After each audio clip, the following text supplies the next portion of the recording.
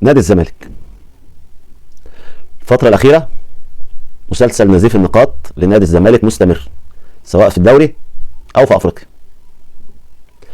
على قد الواحد ما زعلان على نادي الزمالك، بس أنا فرحان باللي بيحصل.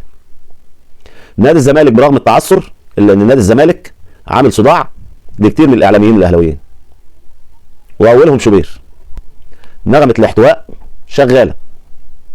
الزمالك نزيف نقاط، وبالرغم من كده الاحتواء. محدش يتكلم على اخطاء التحكيم في ماتش اسوان، محدش يتكلم على اخطاء التحكيم في ماتش الاتحاد، محدش يتكلم على ماتش الداخليه، محدش يتكلم على فاركو، عشان اخطاء التحكيم كانت ضد الزمالك.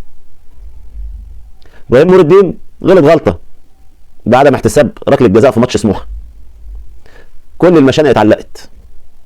فعلا سموحه كان له ضربه جزاء، وابراهيم نور الدين اخطا في احتساب ضربه جزاء الزمالك، لان لو كان ساب الكره كانت دخلت الجون.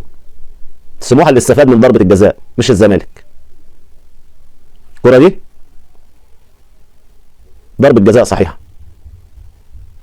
كان المفروض يدي تحت فرصه، كان زيزو قدر يجيب الجون. ما علينا. بعض الاعلاميين بدل ما يحللوا اداء الفريق ويشوفوا ايه مشاكل الزمالك والزمالك محتاج ايه، لا، ما صدقوا. احتواء وهجوم على الزمالك، واللي يقول الزمالك يدفع ديونه، واللي يقول القيد. الغريبه ان الناس اللي بتتكلم على ديون الزمالك وبتقول لمرتضى منصور ادفع الديون، هي نفس الناس اللي بتشجع كهربا عشان ما يدفعش فلوس الزمالك. انتوا مش اعلاميين، ما ينفعش تكونوا اعلاميين. فعلا الزمالك عامل لكم صداع. الزمالك كبير وعمره ما هيسقط.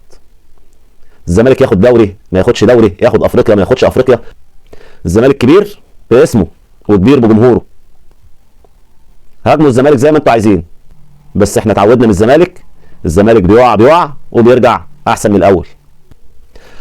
بس انا عايز اسال سؤال. الناس اللي دايما بتهاجم مرتضى منصور وبتقول مرتضى منصور بيغلط وبيشتم ده وبيشتم ده وبيشتم ده، هو انتوا ملائكه؟ ما انتوا كل يوم بتشتموا في اتحاد الكوره، وكل يوم بتشتموا في الحكام، ومحدش بيتكلم معاكم. كابتن احمد شوبير، لو ما كنتش قادر تكون اعلامي محايد فاحسن لك ما تشتغلش الشغلانه دي، عشان الزمالك اكبر من اي حد. شكرا لكم.